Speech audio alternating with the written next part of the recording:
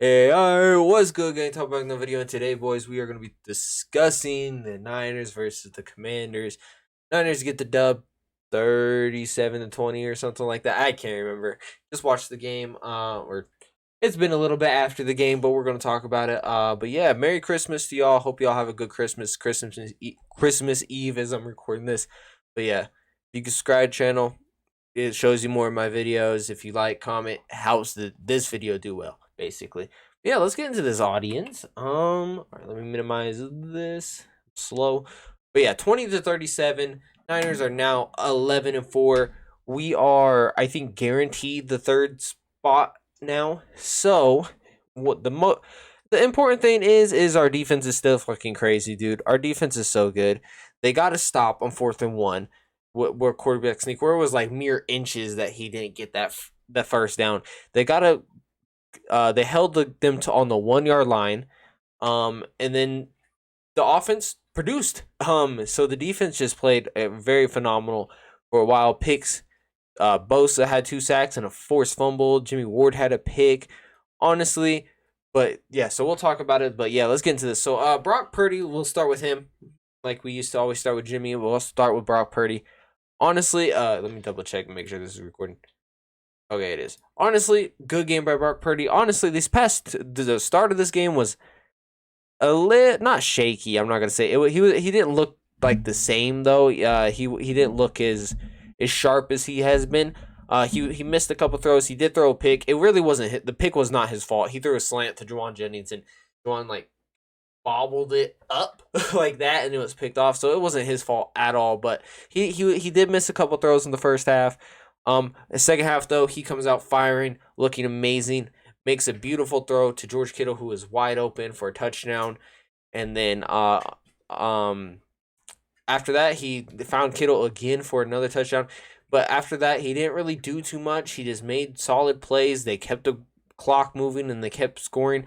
The only gripe I have with the Niners is they settled for field goals a lot in the red zone. They kind of struggled in the red zone this game. The offense did. Their first drive, they get the ball, they go down to the 15-yard line. They go for it on like a 4th and 1.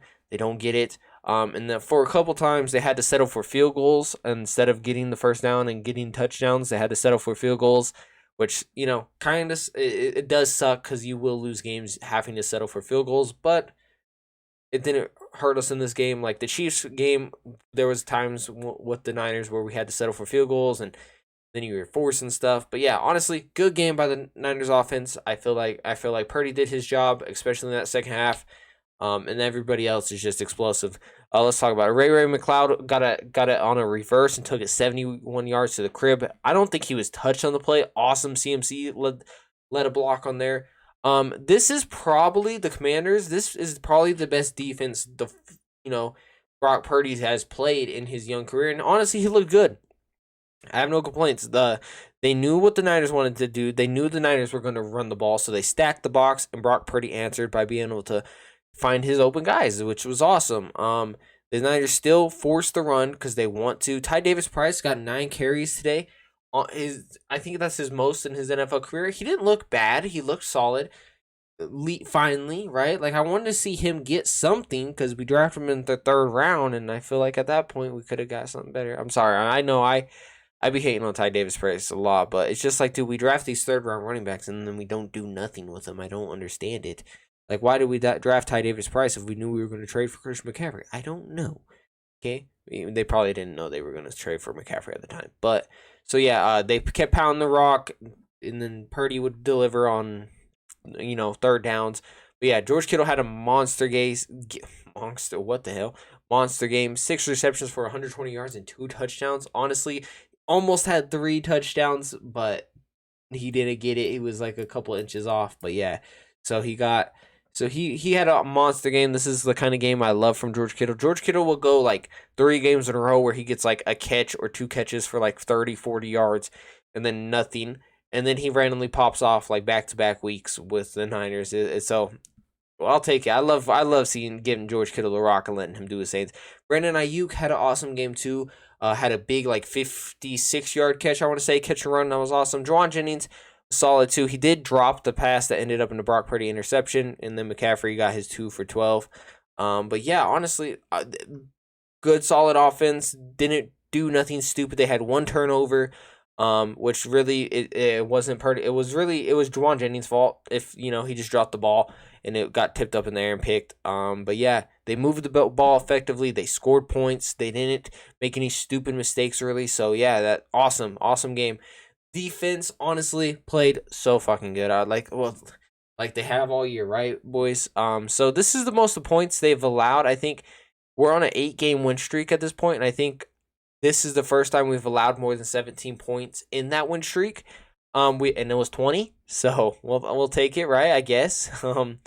So honestly, there was a couple mental mistakes. I feel like on like the Niners when they first started, not getting the first down, that pick on Juwan Jennings. Like I felt like we were hurting ourselves in the first half because it was a close game. I think it was like 14-7 at the end of half. But we also had like a blown coverage in the back of the end zone that left Jahan Dotson wide open for a touchdown. We had a play where it's like we were playing really soft coverage. I noticed too. It was like 3rd and 10, and then they just run a curl route and get the first down. 3rd and 13, they run basically a curl, but like kind of like bends into between the zones with Terry McLaurin. And then they got the first down, and after that, defense started suffocating them, not allowing them just to complete the easy stuff. And then our biggest play that we let up was a bomb to Terry McLaurin.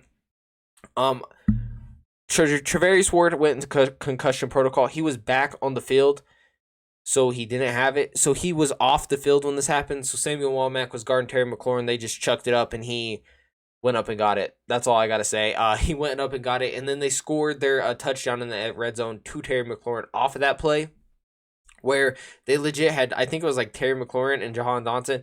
They were the only two running routes. Everybody else was blocking, and like I think the announcer said, they got like 8 seconds to throw the ball. So that was a little, that sucked a little bit. But yeah, honestly, but can't talk about the defense enough. They're amazing. I think losing Travarius Ward though is something we got to be careful about. I wouldn't mind seeing Travarius Ward. I know we'll talk about it in a second, but if we can't get the number 1 seed, rest Travarius Ward because I want that man healthy. Because if we lose Travarius Ward, our cornerback room is fair. Lenoir is solid. He's a good number 2. But as soon as Samuel Womack comes in or Ambry Thomas comes in, the cornerback room is going to fall apart, and it's not going to be as near as good of a defense. Because if you guys remember last year with like Josh Norman, Emmanuel Mosley was hurt for a bit. We had Josh Norman, Diamondo Lenoir, and Ambry Thomas starting out there. We were legit known forever. Every week it'd be like a 3rd and 15, and they just throw the ball up, and we get a defensive pass interference every fucking time.